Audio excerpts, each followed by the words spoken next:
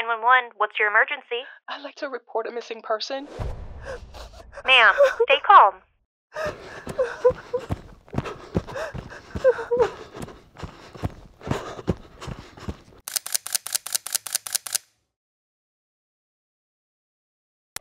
The Lowell Police Department is seeking the public's assistance in locating a missing person. This is 25-year-old Rasheem Carter. He is a black male, 6 feet tall, 190 pounds. He was last seen at a Super 8 hotel on October 2nd. Rasheem Carter has now been missing for over a week, mysteriously disappearing while contracted to work in Taylorsville, Mississippi. Search for a missing Fayette County man is over after his remains were found in Smith County yesterday. On October 1st, 2022, Tiffany Carter was in complete panic after discovering that her 25-year-old son was in fear for his life. And the next day, sadly, Tiffany's fear came true when her son Rasheem Carter disappeared. My heart is heavy. My heart is heavy. And you know, who wants to wake up and not see their child come through the door or not hear from their child? Who wants to wake up and have to deal with it? No mother. You know, no mother. During their last conversations, Rasheem told his mother that he had had a dispute with a coworker with whom he usually commuted to and from work, and the coworker told Rasheem they could no longer ride together. That same day, after his 9-hour shift, Rasheem found himself stranded in Taylorsville, Mississippi, a town where he knew no one, and an area where organized hate groups are known to be very active. According to reports, Rasheem noticed he was being followed. He called his mom and told her that 3 trucks full of white men were shouting racial slurs at him and were trying to kill him. Knowing that hate groups were active in that area, Tiffany became alarmed by what her son was saying and urged him to immediately go to the police.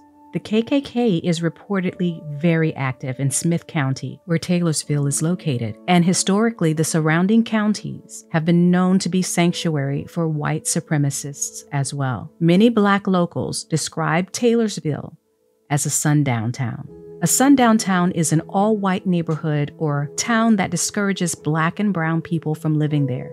Essentially, anyone who is not white is not welcome. While this may seem like a problem of the past, many all-white sundown towns still exist today, and they aren't just in the South. You can find hundreds of them scattered at every corner of the United States. Pennsylvania alone is said to have almost 50 sundown towns. The existence of sundown towns has made it very dangerous for blacks to travel across the country throughout the years. Sundown towns were much more widespread in the 1930s when this book, The Green Book, first published in 1936 by Victor Hugo Green, was created. The Green Book was a guidebook that listed black-friendly hotels, taverns, gas stations, restaurants, drugstores, barbershops, and garages, places where African-American travelers could safely go in states like Connecticut, California, Alabama, and Mississippi, where segregationists had a stronghold. The saying goes about sundown towns: when the sun goes down, if you're black or brown, you better not be around. The people in sundown towns use methods of all kinds to enforce segregation. Their preferred method is intimidation and violence, but they are also known to use the law.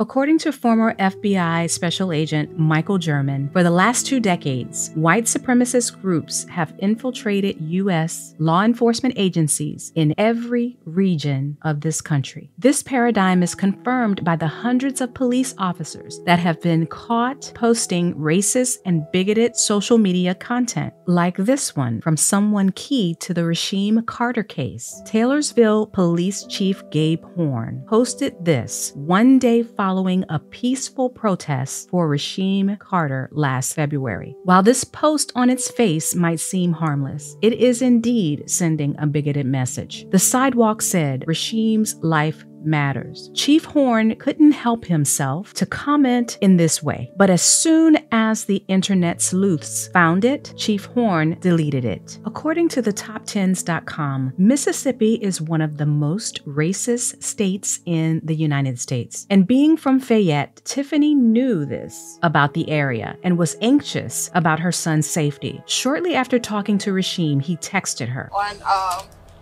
October the 1st, my son texted me.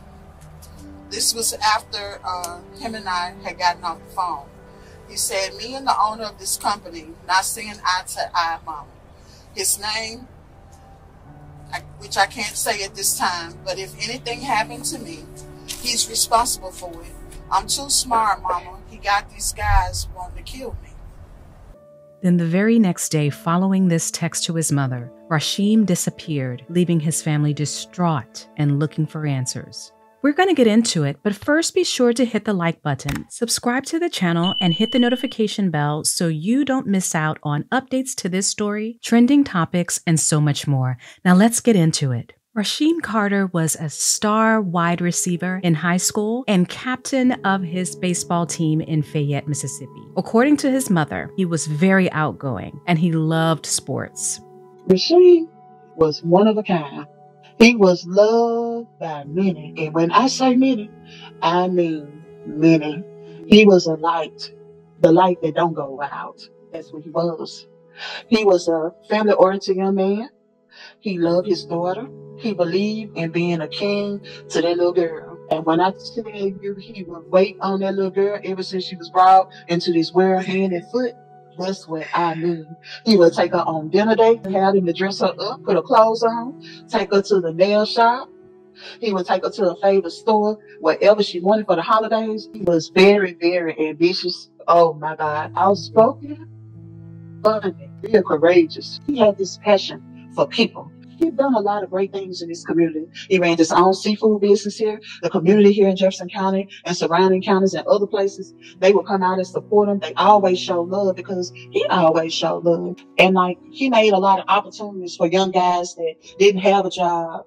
After graduating from Hines Community College in Utica in 2016 with a degree in welding and cutting technology, Rasheem went to work for a railroad company in Brookhaven, Mississippi, which his mother says was his first real job. Fast forward 6 years to September 26, 2022. Rasheem, now 25, an entrepreneur and father, takes a new contract job as a millwright at Georgia Pacific Electrical Plant, a wood processing plant in Taylorsville, Mississippi. He arrived in Taylorsville in time to start his new job on September 26th, and in less than a week, he disappeared. Back in Fayette, where his mother lived, Rasheem ran a seafood eatery that he named after his 7-year-old daughter, Kaylee, called Kaylee's Express. But like so many other restaurants, Kaylee's Express closed during the pandemic due to rising food costs. For extra cash to reopen his business, Rasheem took a temporary job, one that was over 100 miles away from his home in Fayette.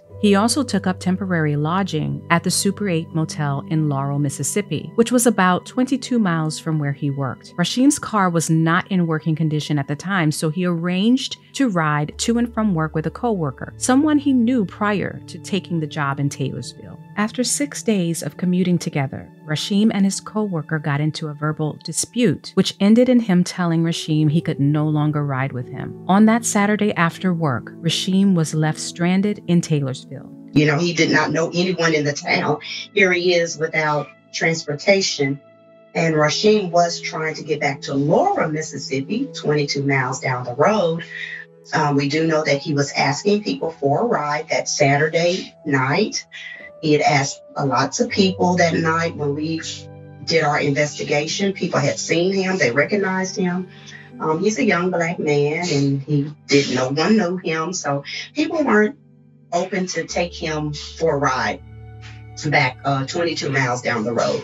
While trying to get back to his motel, Rasheem called his mother and then sent her an alarming text expressing that he was in fear for his life. Tiffany said when he sent that to her, she freaked out and kept calling him until he texted back saying, "I'm good, Mama." I went to texting him and calling him, and it was like his phone was going to voicemail or something. So finally, I guess he got to a place of safety, and he texted me back, "I'm good." After he told me he was good, at that point, I knew he was good. Tiffany said when they were on the phone, Rasheem told her that white men in 3 pickup trucks were following and harassing him. After that phone call, Rasheem texted his mother saying he and his boss were not getting along. Rasheem specifically identified his boss in the text to his mother, and his boss confirmed his identity by making this appearance. Process of Rasheem case and all. I've continuously, ever since he went missing, have received calls and always receiving things, via the internet and social media.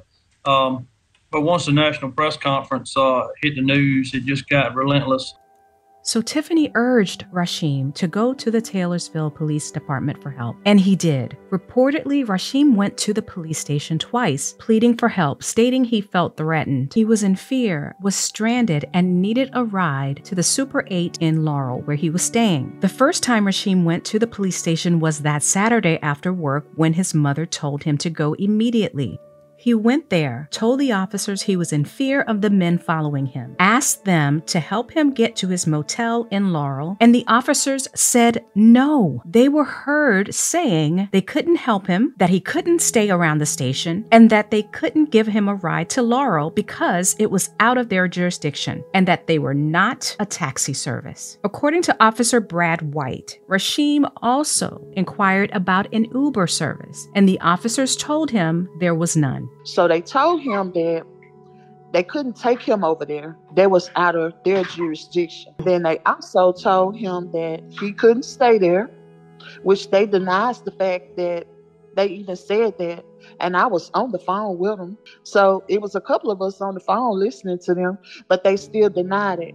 When asked to give a statement, Taylorsville Police Chief Gabe Horn told local news station WDAM that he didn't assign a police officer to return Rasheem home because of staffing shortages. Chief Gabe Horn also said officers offered to let the man stay at the police department, but that Rasheem left. This statement to the media from Chief Horn is really interesting because it is in direct conflict with what Tiffany heard while on the line with her son. Then, in a different interview with Vicksburg Daily News, Smith County Sheriff Joel Houston said that Rasheem did not indicate he was in any danger when he came to the police department, that to them, he never seemed to be in distress or anything, and he never mentioned anything about being in immediate danger. What? Was staffing shortages the reason you said no? Or was it that you didn't think he was in danger? Which excuse is the one you're going to go with, fellas? Might want to fix this before making another statement. Also, what is the litmus test for assessing if someone is in danger? Might it be a big clue when somebody straight up tells you?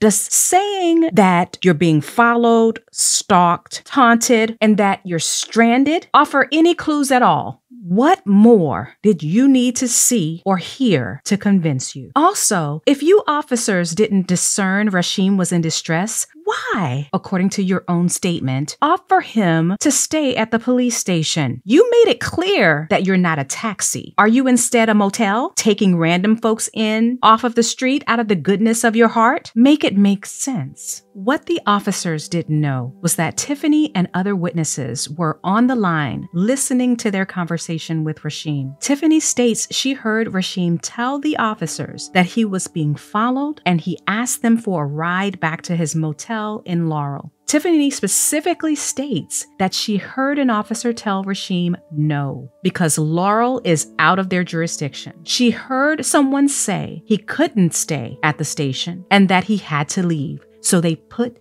him out. That's the exact opposite of what these officers told the media. So Rasheem left the station, and sadly no one knows where he stayed that Saturday night. He was stranded there in what some say is a sundown town, where he knew no one. And despite his repeated pleas for help, there wasn't a single friendly face there willing to help him. The next morning, still frightened, Rasheem returned to the police station, once again asking for help. It is reported that he was back on the streets of Taylorsville, desperately searching for help sometime around 5:50 a.m. By this time, his cell phone battery was running low. It was at 1% when his mother spoke with him around 10:15 a.m. He had asked the police for a charger, but none in the police station would fit his phone. So the police officers suggested he find one at a nearby gas station. Really, it's reported he had an iPhone, the most ubiquitous phone on the planet, and no one in your office had a charger that fits. So Rasheem asked if he could stay there until the ride that his mother had arranged for him arrived. And once again, they said no and put him out. Rasheem returned to the Family Dollar store, the place he fled to the day before when the police turned him away. After talking to her son around 10:15 that Sunday morning, Tiffany, who was more than 1,000 miles away at the time, called her best friend Aisha Green in a panic, asking her to go down to Taylorsville to pick him up from a pinned location, a nearby Chevron gas station. When Aisha arrived at the location around 1:30 or 2 p.m., there was no sign of Rasheem. He had disappeared. The last time Tiffany spoke with Rasheem was around 10:46 a.m. Sunday, when he was inside the Family Dollar store in Taylorsville. Later that day, Tiffany reported Rasheem missing to the Laurel authorities, saying that she had been in communication with him earlier, but then he stopped responding to subsequent messages. About 1 week later, the family organized a search team of about 20 friends and family members. They went to Taylorsville to search for themselves. There, they passed out missing persons flyers with Rasheem's picture. They looked for leads at the Junior Food Mart, Family Dollar, gas stations, and the Taylorsville Police Department. Members of the family went into the Family Dollar and asked if anybody had looked at the videotape footage from the store's cameras and was told no. A week had passed, and the police had not been there to review local surveillance cameras. What kind of investigation is this? Upon request, Tiffany was able to review and record store footage going back to October 2nd, the day Rasheem went missing. On the tape, Rasheem could be seen walking up and down the aisles, pacing, on the phone, but not buying anything. It was like he was hiding. Rasheem can also be seen walking out of the store, heading back in the direction of the police station at 10:15 a.m. Some of the search group members talked with Officer Brad White, who was willing to cooperate until he wasn't. The officer told the family about Rasheem's visit to the station. He said Rasheem had inquired about an Uber service, but was told that there was none. The officer said Rasheem then went out and sat on a bench after that. The family's search party returned home with more questions than answers, and weeks went by with no update. In mid-October, disturbing photos,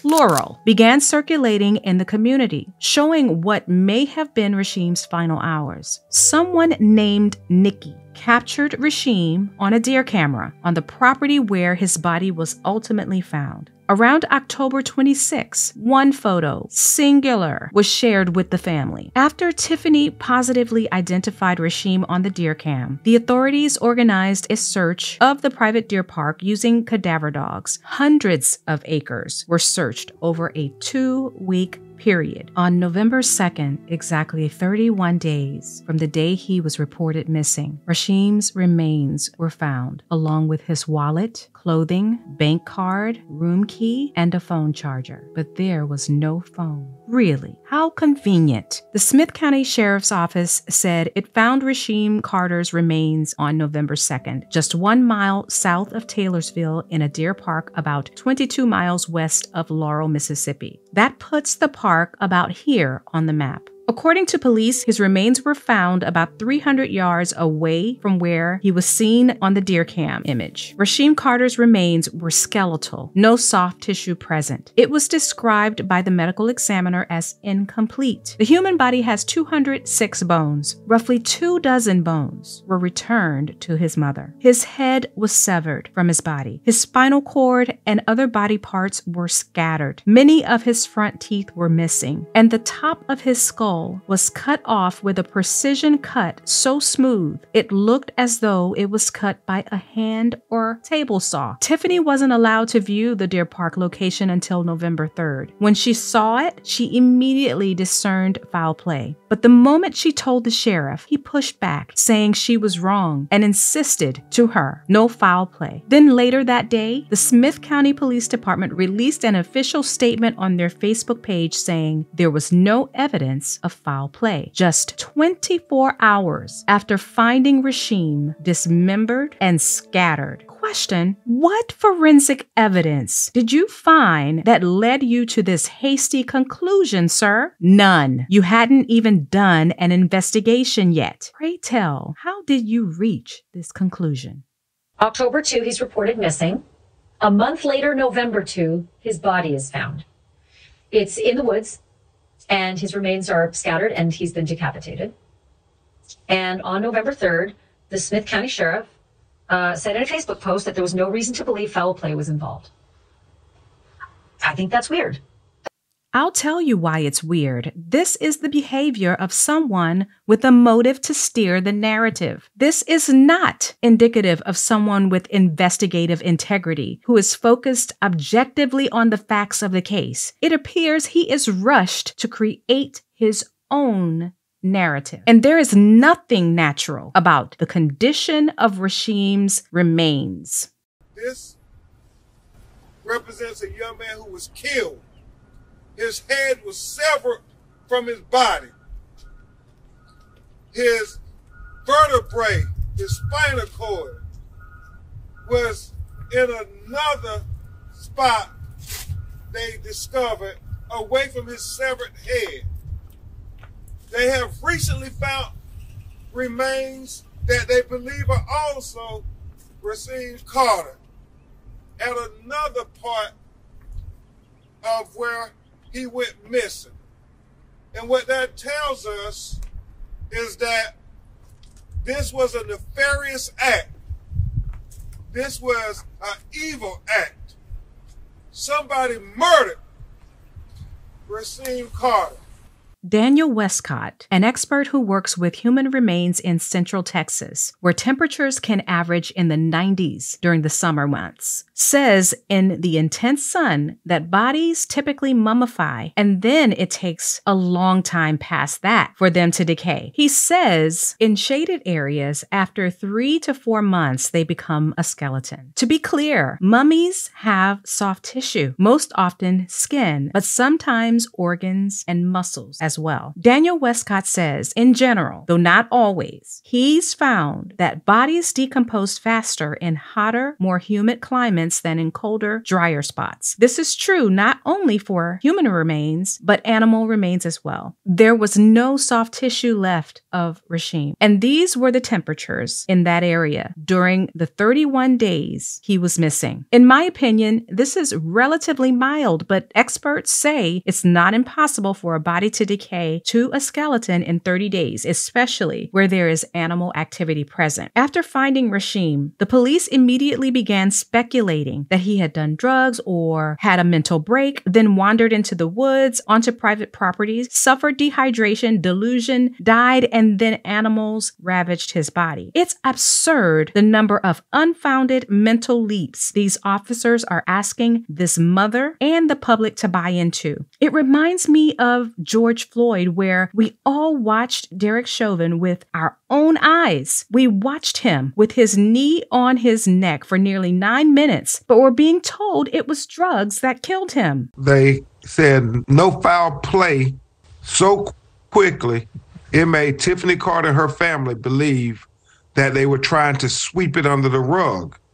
And it wasn't until our firm and a lot of other people started saying, this doesn't add up. When you look at that text message and the fact that he was being chased, you have to investigate this. I believe as Tiffany said, he said, oh, he must have got dehydrated and passed out, and animals tore his body apart. All I can think about is that he was in distress. Somebody was after him. He was scared. He was frightened. And so to be scared and frightened somewhere that you don't know anybody and nobody knows you.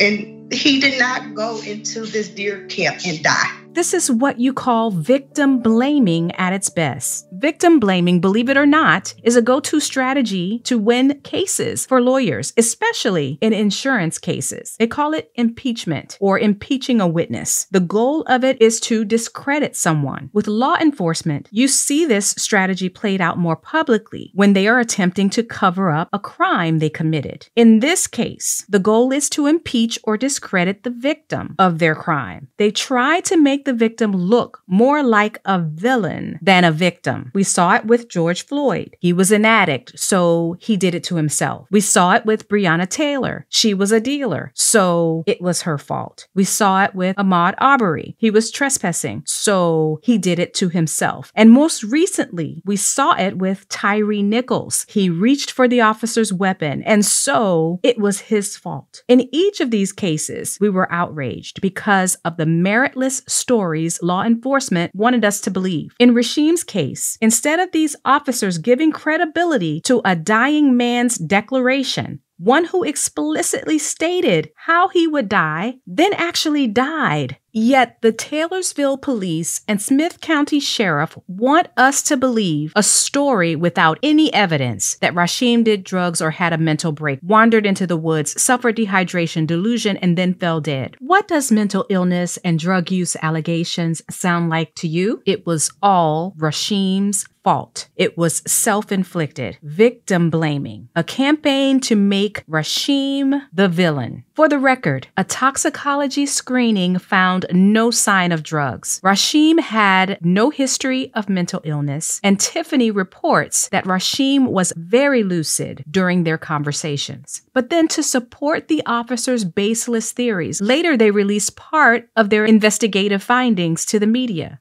Why? Because it supports their victim-blaming agenda. The sheriff told NBC News that Rasheem's colleagues and supervisor mentioned in their interviews that Rasheem had not been himself for about a week before he went missing. They said his whole demeanor had changed. They weren't sure what was going on. They just said he kept to himself. He usually joked around, and in the last week or so, they weren't able to do that. Look at all those theys.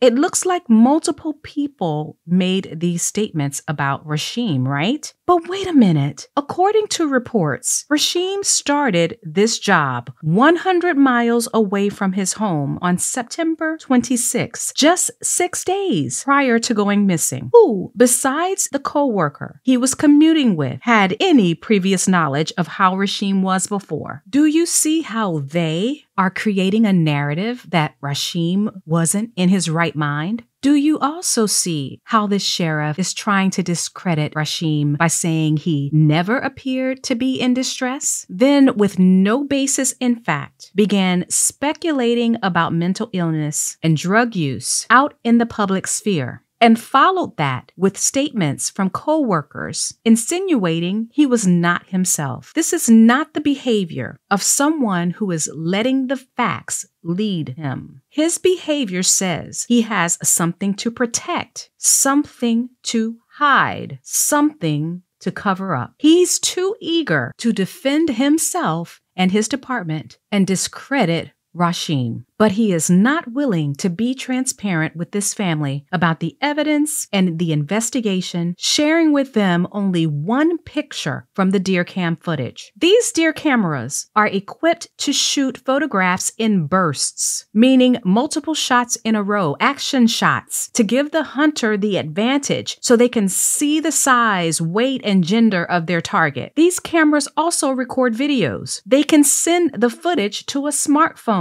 But not only that, the average viewing range for these cameras is 65 feet. There is no way that Rasheem is only visible in that one shot. It would have taken him some time to move out of the camera's view. Where is the rest of the footage? The allegation that the police failed to help Rasheem and then he turned up dead gives these officers a reason to be upset, to want to protect their reputations, to want to hide things. Flat out, it puts their reputation in question. A key premise in this case is, had the police assisted Rasheem, instead of ignoring him, he'd still be alive today. If someone said that about me, I'd come out swinging too. It's a natural thing to want to defend yourself by virtue of their position. It makes no sense at all for this police department, the one that ignored Rasheem's repeated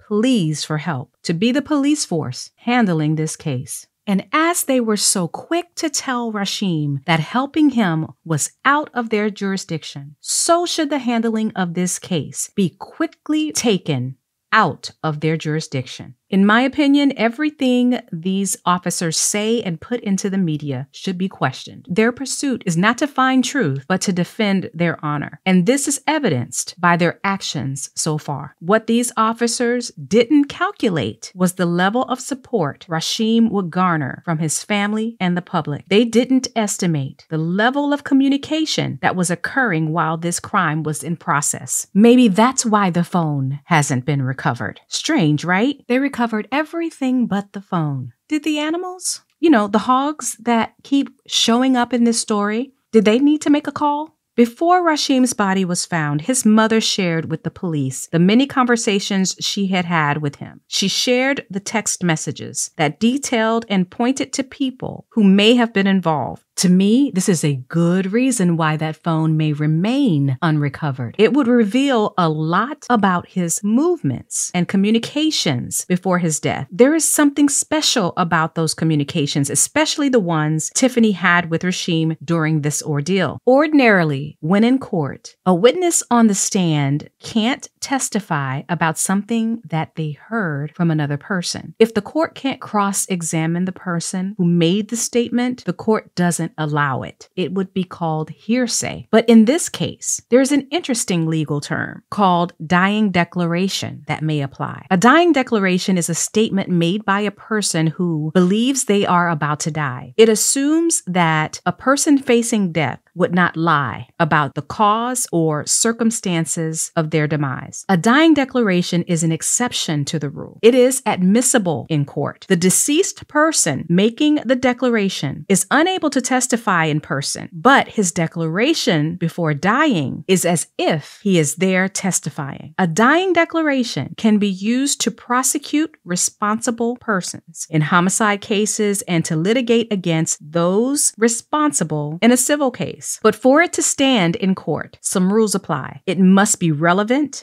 voluntary, trustworthy, and the person who died must have been in a clear and rational state of mind. Those messages Rasheem sent to his mother are, in my opinion, a dying declaration. I would love for my legal eagles to chime in on this down in the comments. Can Rasheem's text messages to his mother, Tiffany, hold up as a dying declaration in court? If the sheriff and chief can impugn Rasheem's character, making it look like he was on drugs or suffered a mental break, then wandered onto private property, got dehydrated, and died, there would be nothing to prosecute. If it can be proven that Rasheem was not in a rational state of mind, then he did it himself, and the perpetrators get away with murder. In December 2022 and February 2023, the family held peaceful protests in Taylorsville and reported each time they were met with gruesome rumors from the locals, racial slurs being hurled at them, and a police chief named Gabe Horn, who, according to some of the protesters, locked the doors of the police department to avoid interaction with Tiffany. Protesters also said that in February, as they entered the city, they were met by an armored tank and multiple law enforcement agencies carrying riot gear. Law enforcement stood next to armed civilians who were yelling racial slurs at them, threatening to fire at them as they left. And that one of those citizens, allegedly, was the wife of Chief Gabe Horn. You are not lying. We were in Taylorsville, Mississippi for Rasheem Carter, and the chief of police came out and said, y'all can protest because you have the right to protest, but just know I've got this town surrounded, and then brought out a whole group of white supremacists. There were maybe like 30 of them there, and the whole group had like 12 teeth and like 46 beer belly somehow. I have never in my life seen a less supreme group of people. Then the following day, Chief Gabe Horn made that cowardly Facebook post, a dog whistle to his homies, titled A Little Cleanup, as someone washed Black Lives Matter and Rasheem's Life Matters from the sidewalk. Does this look like someone who offered Rasheem to stay at the police station? Or is this someone wanting to show solidarity with his buddies, the perpetrators of this horrific murder? One of the protesters created a petition calling for the removal of Chief Gabe Horn, citing he is unfit for office. I agree. If you are interested in supporting the removal of Chief Gabe Horn, I've placed a link to the petition below. Rasheem was interred February 2023. Since his celebration of life, his mother has been notified that more of his remains may have been located. This case is one of the many that remains open and unsolved. The family has organized a GoFundMe to help defray the costs of legal counsel, getting a private investigator, and an independent autopsy. Anything you can spare to help this family get a fair chance at attaining justice for Rasheem would be greatly appreciated. There's a link to the family's GoFundMe in the description below. Stay tuned for part 2. Shout out to all my sources: Insider.com, Jackson Advocate, WLBT, NewsOne, Atlanta Black Star, CrimeOnline, Yahoo, HuffPost, CNN, Mother Jones, USLegal, Bing, The Guardian, PSU.edu, The Top Tens, Vicksburg News, TheRoot.com, WDAM, MoveOn.com, NewsNation, Vice DSG Outerwear, TYT, NBC. Jesus and Justice with Dr. Tiff. Justice for Rasheem Carter.